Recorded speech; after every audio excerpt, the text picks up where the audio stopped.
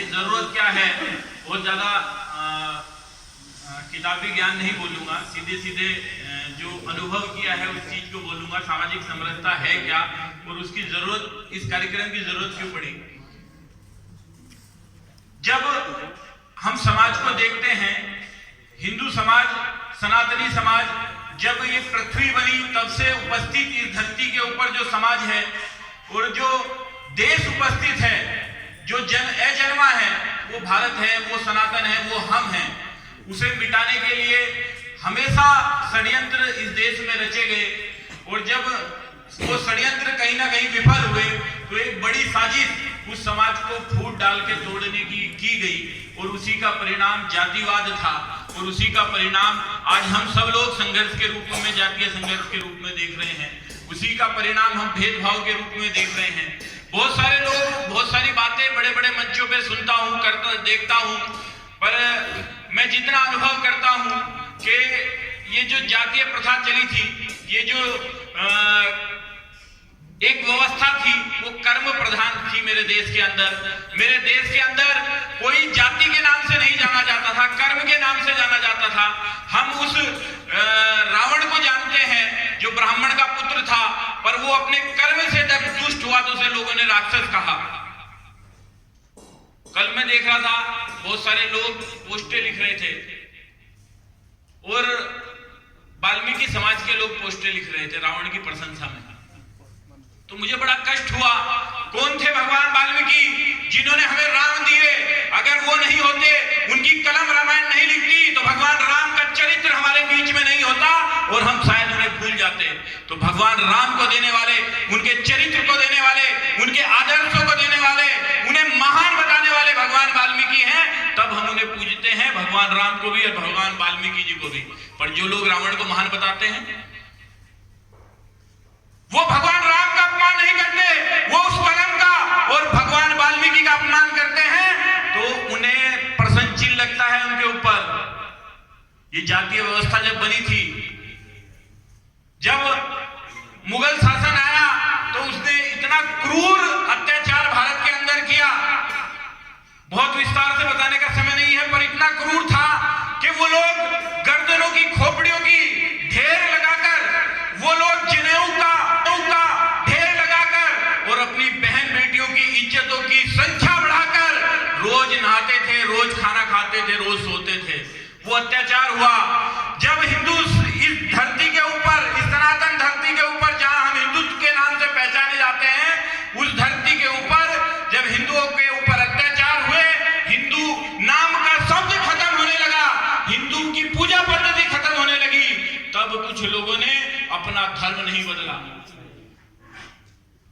सब धर्मांतरण की ओर जा रहे थे। या तो मेरे कुरान को मानो, नहीं तो तुम्हारी हत्या कर देंगे। एक हाथ में कुरान थी, एक हाथ में तलवार थी। तब कुछ लोग खड़े हुए, उन्होंने कहा कि हम अपना धर्म नहीं बदलेंगे। उन्होंने कहा हम मैला उठाएंगे, उन्होंने कहा कि हम चमड़ी उतारेंगे जानवरों की, पर अपनी पूजा पद्धति नहीं छोड़ेंगे, अपना धर्म नहीं छोड़ेंगे। उन्हें आज हम दलित कहते हैं, उन्हें आज हम अछूत कहते हैं, जिन्होंने धर्म की रक्षा की। आज मैं अगर टीका लगा के इस मंच पे खड़ा हूं, आज कोई हर की पौड़ी में पूजा करता है, आज कोई भगवान की पूजा करता है, अगर कोई नवरात्रि मनाता है, तो उन तथाकथित दलितों की वजह से मनाता है जिन्होंने इस धर्म की रक्षा की है। इस इतने लंबे कालखंड के अंदर हम सब लोगों ने जिन्हें पूजना चाहिए था, जो धर्म के रक्षक थे, उन्हें अछूत बना के छोड़ दिया। ये एक साजिश के तहत हम लोगों को परोसा गया और हमने मानना शुरू कर दिया उस चीज को। हम लोग नहीं समझे कि इस शक्ति को तोड़ने का काम कर रहे हैं कुछ लोग। फिर उसे राजनीतिक पार्टियों ने वोट बैंक के आधार पर तोड़ना शुरू किया। कभी किसी ने प्रयास नहीं किया है कि उस दूरी को कम किया जाए। उसके बहुत सारे कारण हैं, भाई साहब बताएंगे इस विषय को, पर उसे कभी दूर करने का प्रयास राजनीतिक पार्टियों ने नहीं किया। राजनीतिक पार्टी आई और जातिवाद का जहर घोलकर अपने वोट बैंक को मजबूत किया। कभी उन्होंने प्रयास नहीं किया कि हमारे समाज के लोग मुख्य धारा में आए। उन्होंने कहा नहीं, शोषण हुआ है तुम्हारा, शोषण होता है तुम्हारा, पर वोट हमें दो। वोट बैंक के काम ने भी इस समाज को तोड़ने का काम जो किया है, एक और समस्या पैदा हुई। कि घर घर रावण पैदा होने लगे।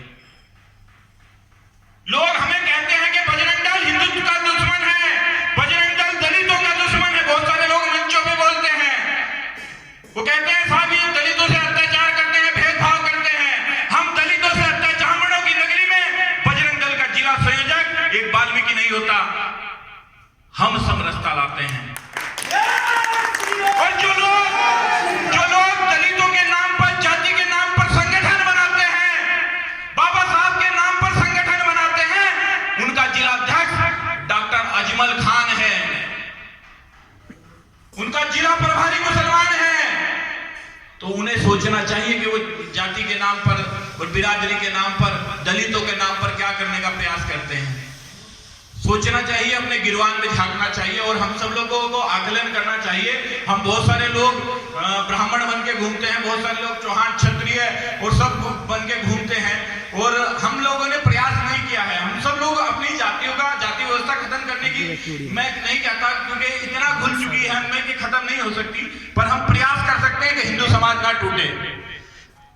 जाति सिर्फ इसलिए नहीं है कि मेरे पिताजी वालिया थे इसलिए मैं वालिया हूं, मेरे पिताजी ब्राह्मण थे मैं इसलिए ब्राह्मण हूं, क्योंकि वो ब्राह्मणों के जो परंपरा थी उसे निभाते थे इसलिए वो ब्राह्मण थे, जो वालियों का जो परंपरा थी उसे वो निभाते थे इसलिए होते हैं। पर हम थोप नहीं सकते किसी के ऊपर। हम सब लोगों को जातीय व्यवस्थाओं को मानना होगा, पर हम सबसे पहले हिंदू हैं, इस बात को हमें ग्रहण करना होगा।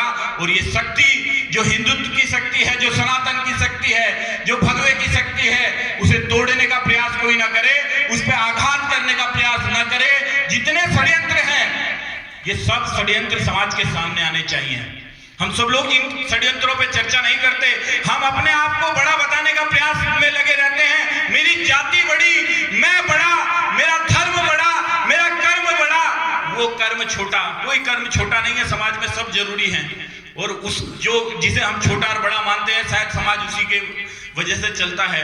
वही अगर हम आंख खोल के वो चश्मा हटा के छोटे और बड़े का देखेंगे तो हमें समझ में आएगा कि हम समाज का कितना बड़ा नुकसान कर रहे हैं ये छोटा और बड़ा करने के बाद। तो हम सब लोगों को आज भगवान वाल्मीकि जी के जन्मोत्सव पर ये प्रेरणा लेके चलना चाहिए कि हम आज के बाद जातियों की जो व्यवस्था है, जो ऊंच नीच की व्यवस्था है, उसे समाप्त करेंगे और सभी को अपने भाई के रूप में ग्रहण करेंगे।